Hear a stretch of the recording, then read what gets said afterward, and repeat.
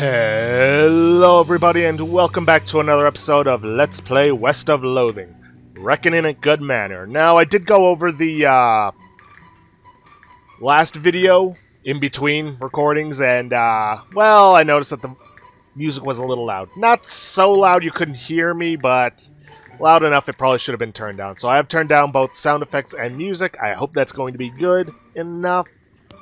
But without further ado, let's get going on. Not too much we can do on the first floor at this very moment, so gonna have to head on up. Hey, thanks again for the help back in the freezer. This is the elevator. Unfortunately, all we can do at this point is go to the second floor. Why just the second floor? The button for the third floor is missing. I'll bet anything the old housekeeper took it and hid it somewhere in some hilarious place. She loved wordplay. That's why they fired her. That and all the stealing important things and hiding them. Second floor, please. Well, time to look around. The gallery. T's, ats, tats, stats, states, statues. Statutes. These statues are eerily lifelike. Oh, right, we gotta go to stats. Gallery statistics. Uh-huh. Fascinating. Wait a minute. The stats plaque says there were only 3 statues in here. You peer closely at the statue until you find the one that you're pretty sure is just a guy covered in flour. Hey buddy, what are you doing? Look, I am 95% certain you're a real person, not a statue. What are you up to? I'm a statue, go away. Okay, now I'm 99% sure. Go away. What's your name? Paul, go away. Hi Paul, I'm Talia. What are you doing? I'm pretending to be a statue so the ghost won't get me. Go away, you'll blow my cover. Okay, I'll see what I can do. Objection! Huh? What are you objecting to? Your face. Overruled. What's your problem, anyway? Ah, it's legal stuff. You'd never understand. Oh yeah, try me. Fine, what's the maximum legal caliber for a civilian handgun? 800. 800? Try again when you actually know anything about gun law. Or anything. Nuts. Was I close? Evidently not. Oh, right, we gotta find a book somewhere else. Oh, wait, there were those covered things. Who? What could it be? Yeah, that's gonna be the running gag throughout this entire DLC. To the library. Well, a ghost librarian is glaring at you, as if daring you to make a noise. Excuse me, but shh. Oh, sorry, I was just shh. Oh, jeez, is this good? I suppose it will do. Now, what is your question? Can you help me with some library stuff? Can you help me with some library stuff?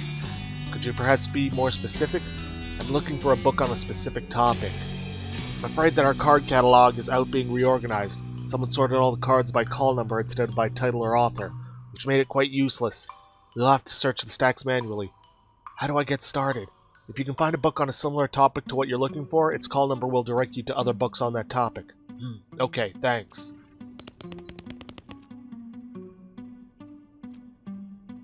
I'm looking for a precise definition of a word. There's a dictionary over there. Regrettably, it's a few years out of date, so it doesn't have technocracy, secular humanism, or brunch yet. But it should be sufficient for your purposes. Great, thanks. You know what? I really want to know about that paste stuff. I'm looking for some of that delicious paste. That paste is for book repairs, not for eating. Aw, please? No. Shucks. Alright, now let's find out how she died. I was wondering... Shh!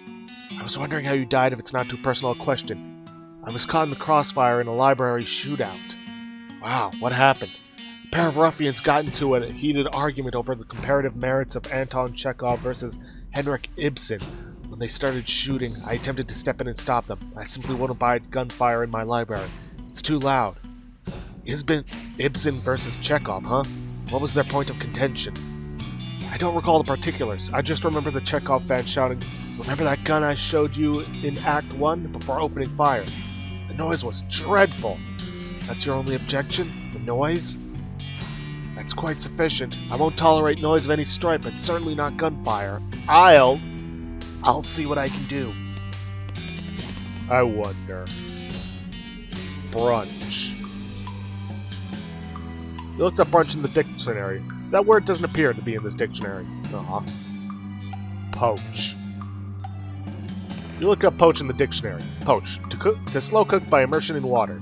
Shoot an animal belonging to the king. See? You told that ghost in the kitchen that there were two meanings.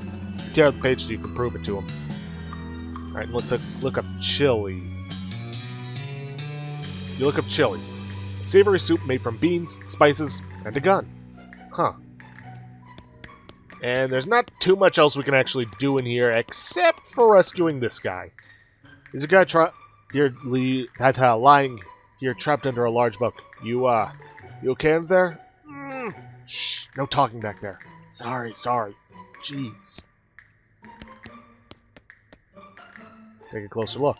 Turns out to be a book about geology. It's bound in stone, and it appears that each chapter is devoted to a different type of stone, and is printed on slabs of the stone in question. This is going to be easy to move, but we'll move it. You managed to heave the book off the guy. Phew, thanks. I thought I'd never get out from under there. At least now I know all about the particular type of granite described on that one page. How'd you get trapped in trapped like that in the first place? Well, I do work at the info desk in the visitor center, so on my breaks I just like to research different kinds of info. You know, just in case anyone asks. I guess you never know when someone might ask you about rocks. Exactly. Oh man, I'm late getting back. Hey, thanks again. Feel free to stop by my counter if you have any questions. Sure thing. And there's one more thing we can currently do here. What does this switch do? How odd that it would change the light to only light up that particular part. Okay, moving on. Let's hit up the restrooms then. What's this? It's like a normal bathtub, but the faucet is really high up. There's a curtain around it. Yes, we are actually going to need the shower curtain. It's actually just a white sheet. The shower was invented so recently that they haven't really figured out what these things should be yet. Reminds you of your own fancy vanity. Indulge. You pry the biggest and most visible chunks of wax out of your ears. Gross. It's a medicine cabinet. What is a cabinet for which is a cabinet for storing medicine? Interesting. What's inside? Old-timey ointment. Flush it. Take that, irresponsible wealth.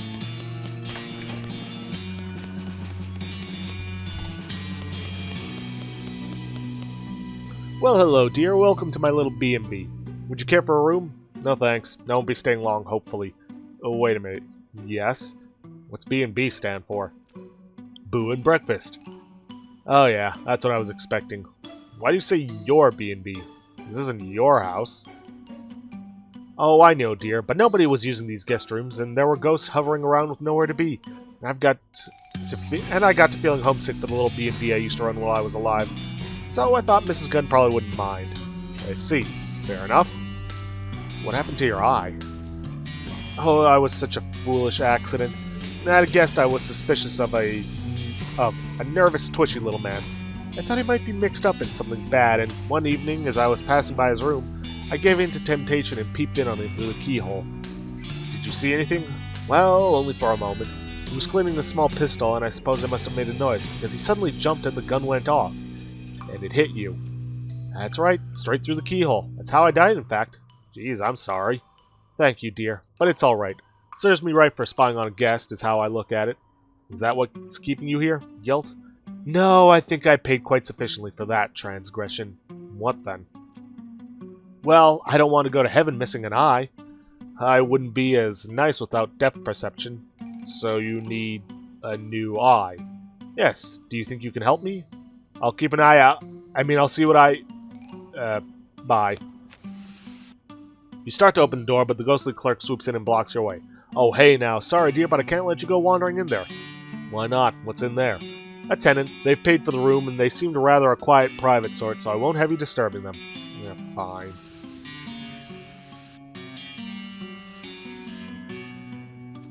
You wait for the clerk to look the other way and quietly pick the lock. Okay, well, there's actually someone we need to get in here first. Door is barred, and therefore, so are you, from entering. Ghostly clerk runs, or hovers quickly over to you. No, dear, I'm sorry, but I can't let you do that. Why not? What's in there? A customer. He hasn't paid his bill, so I was forced to lock him in there until he does. I know that seems mean, but one has to take a firm hand with these things. How much does he owe you? 1,000 meat. How is he supposed to get the meat to pay you if you won't let him out? That's a fair question, dear, but that's on him, I'm afraid. Can I just pay the bill for him? Well, that's very kind of you. Here, I'll take care of that bar for you. She unbars the door and carries the bar away. One of the museum employees is sitting here reading a magazine, as you can see. Congratulate him on his newfound freedom. Congratulations! I freed you! You're free! Huh? Free from what? Well, from being locked in this room with nothing to do except read that magazine. Ah, so you freed me from having an excellent excuse for not doing my crappy job. Well, you freed me from the burden of relaxing here instead of emptying trash cans and cleaning toilets. Great. Look, you're a real hero. I could just lock the door again. No, it's too late now. I'm free. Free as the wind blows. Free as my job blows. Thank you. What a jerk. You're welcome. He leaves, taking the chair with him. Gussy up a bit. Investigate it. Let's see, life-changing virtue of tidying up your body, your soul, your spouse, virtue of trusting the cosmos. Thinking about yourself the easy way. Aha! Modern snake oiler. Okay. Doesn't really help me much because I already got all the skills, but I suppose the extra XP won't hurt. So you've already learned all the techniques. You do manage to pick up a few tips and tricks from the letters to the editor, though, so it's not a complete waste. Then you hide the magazine under a log in the woods. Maybe some child will find it and become a snake oiler in the future. That'd be great.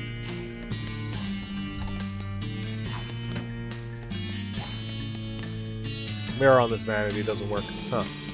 A nice landscape painting on the wall. This painting of the countryside is nice, but there's nothing very interesting about it. Looks like the sort of thing you'd find hanging over a bed in a mid-priced hotel room. Or a bed and breakfast, come to think of it. Guess it's a little weird that it's hanging over a stepladder instead of the bed. Maybe the last occupant was really short art aficionado. Take a close look. Happy little trees. Oh hey, according to the signature, this is an original Darius Klieg. You've never heard of him.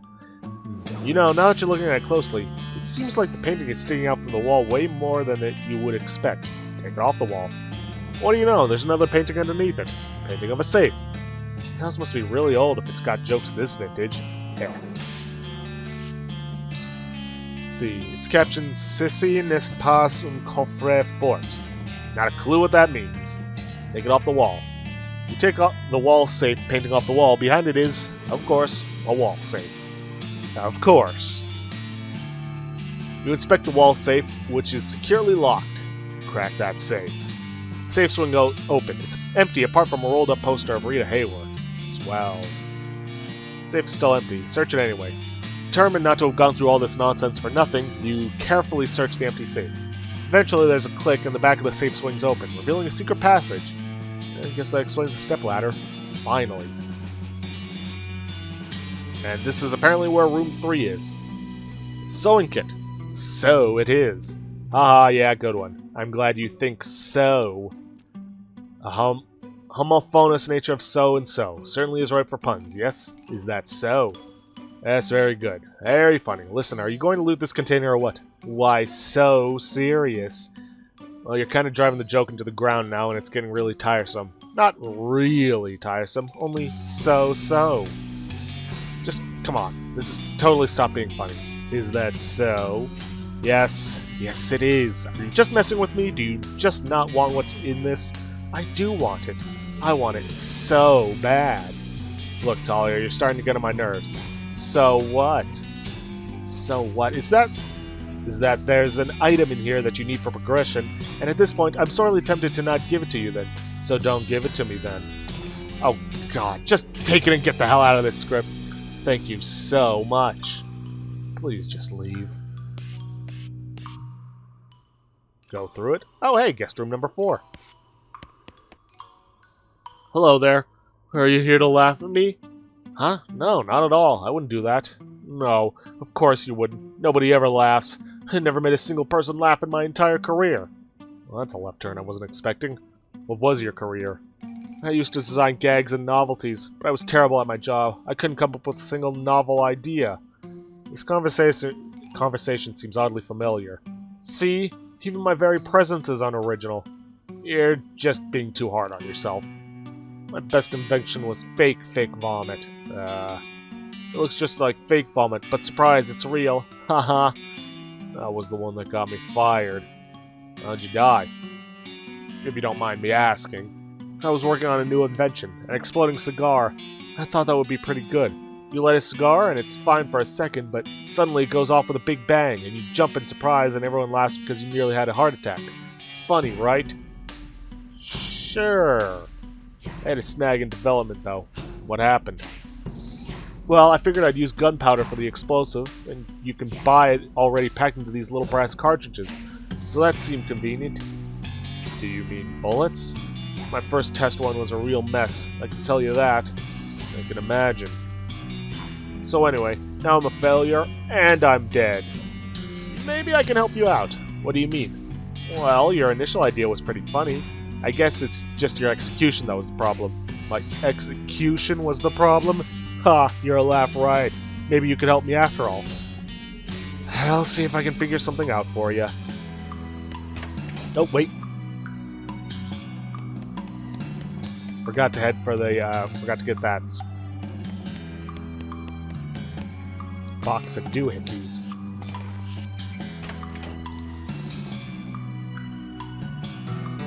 Ooh, I love science and junk, thanks. Holy cow, a counterclockwise phase inversion coil. I've been looking all over for one of these. Okay. Her damage has been increased, and she's got Science Blast! Well, now that we've got the elevator button, we can head upstairs to the 3rd floor. You give the elevator operator the button you found, and she sticks it into the empty buttonhole on the elevator's control panel. Hey, thanks a ton. You sure are helpful, Talia. Well, howdy again, Talia. Which floor? To the 3rd floor. Mrs. Gunn. The door is locked, and no earthly force can open it. Well, maybe a whole team of horses, but good luck getting them up the elevator. Knock, knock. Yes, who is it? Mrs. Gunn? I'm Talia Hunt. Are you with the ghost extermination people? Yes, ma'am. Florence Cunningham, Cunningham Ghost Annihilation Services. Talia is my assistant. Your what? Who's the county licensed ghost hunter here? Me or you? Fine, I guess. Have you been able to exterminate all the ghosts? I still feel haunted. 13 of them left, according to the scanner. We're still working on it, ma'am. Don't worry, you can count on us. Alright, please let me know when you've finished. Will do, ma'am. Okay, then. Now that we're up on the 3rd floor, we can get to work on some stuff. And it's a spittoon. Just a spittoon. It isn't of much interest because you don't have a long-standing with extremely unhealthy relationship with spittoons. Yet. This is both the biggest and dumbest poster you've ever seen. Billiard clues. Wobbly billiard cues. The thing about people who buy billiard tables is that they are almost never the kind of people who will properly maintain their cues. This cue does not provide evidence to the contrary. By the way, you get another funny thing if you have actually been, digging through spittoons. Hey there, how's it going?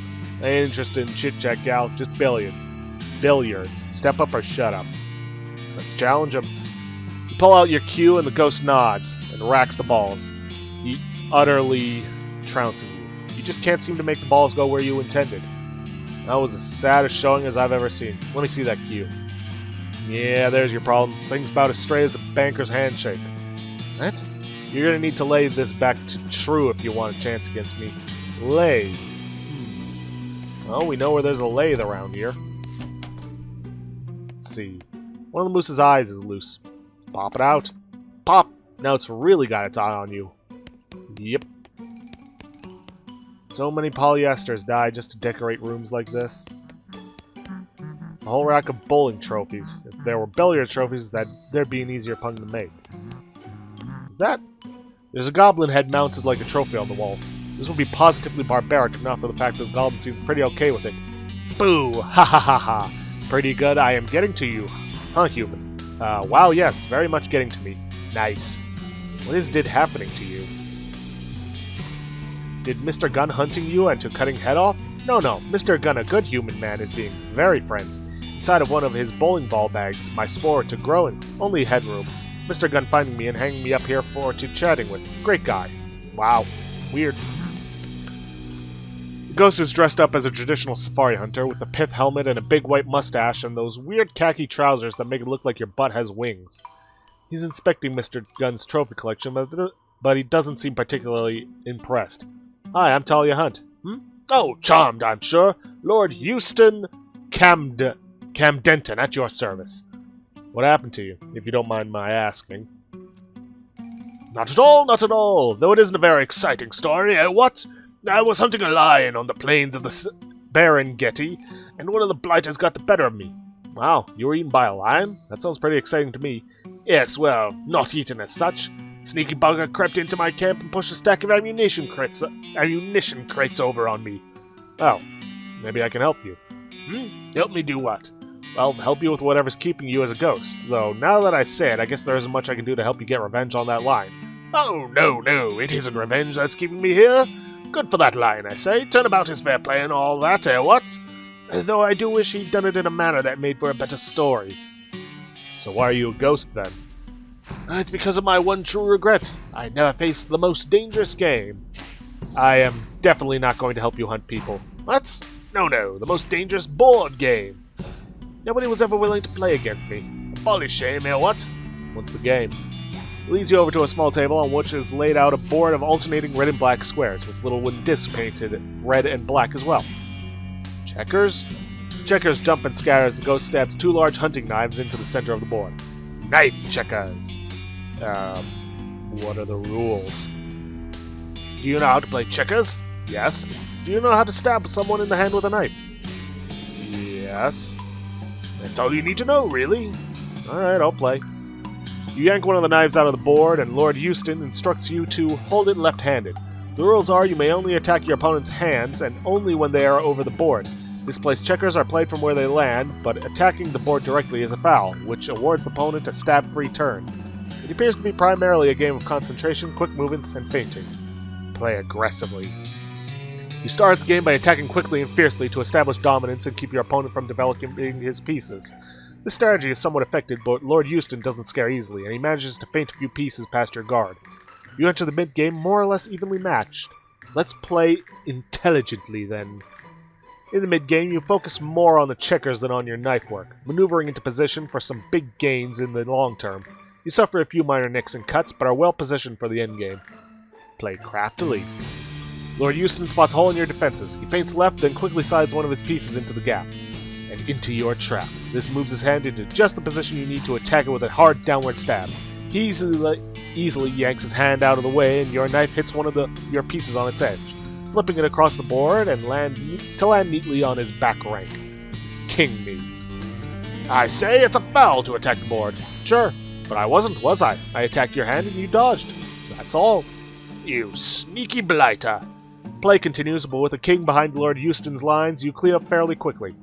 All right, lass, I concede. Marvelous play, eh? What? Well done.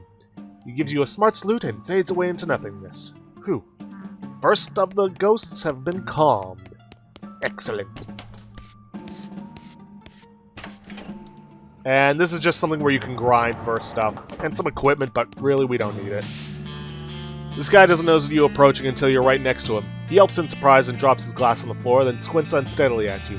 Then he takes a maraschino cherry from a bowl on the bar cart and throws it at your head. Hey, stop that. Haha, sorry. Just making sure you're not one of them ghosts. He drops another cherry into a fresh glass and pours a lot of whiskey on top of it. Are you one of the museum employees? Yep, that's me. What are you doing in here? Hiding, lady. I don't know if you didn't notice, but this house has ghosts in it. You don't say. Whole bunch of them all over. So I don't know about you, but I'm staying right here where it's nice and drunk. I mean safe. Wouldn't you rather get out of here? Nah, all the booze, that is booze, I'm really scared of when ghosts go boo, you know. They'll get me if I leave this room. There aren't many ghosts between this room and the next. So you said. That's what you said. But they're ghosts. They could be anywhere. Except in here. Exactly. I ain't leaving without a guarantee that those ghosts won't grab me on my way out. We could disguise you. Here, look. We'll use this whole white shower curtain to disguise you as a ghost. Then they won't bother you on your way out. That's a mighty fine idea, but... He tosses back his drink and pours another. But, oh, eye holes. That curtain's got no holes for my eyes. I won't be able to see. Heh. I'm starting to think you don't actually want to leave. No. What gave you that idea? It's terrible in here. Shoot some holes in the curtain. You narrow your eyes at him and blast some holes in the curtain with your pistol. Okay, jeez, I get the picture. He grabs an armload of bottles off the cart, pulls the shower curtain over his head, and staggers out the door. Good. Manly's finest cotton candy schnapps. Huh. Alright, well, that's another employee rescued.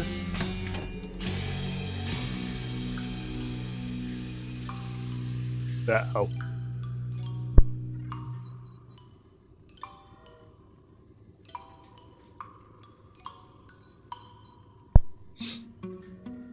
Sorry about that. Really needed to sneeze. Alright, let's hit up the music room. This woman doesn't seem to be interested in anything other than cranking that hurdy-gurdy. Disconnect the crank, then.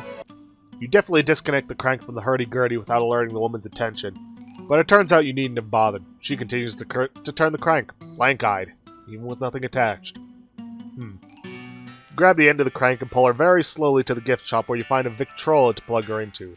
Problem solved? Weird.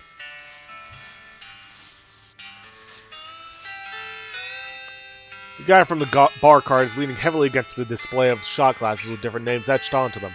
The sign on the display reads, Personalized Shot Glasses, 1300 meat. The guy picks up a bottle stashed behind the display and fills a shot glass labeled Roy. Is that your name? Roy?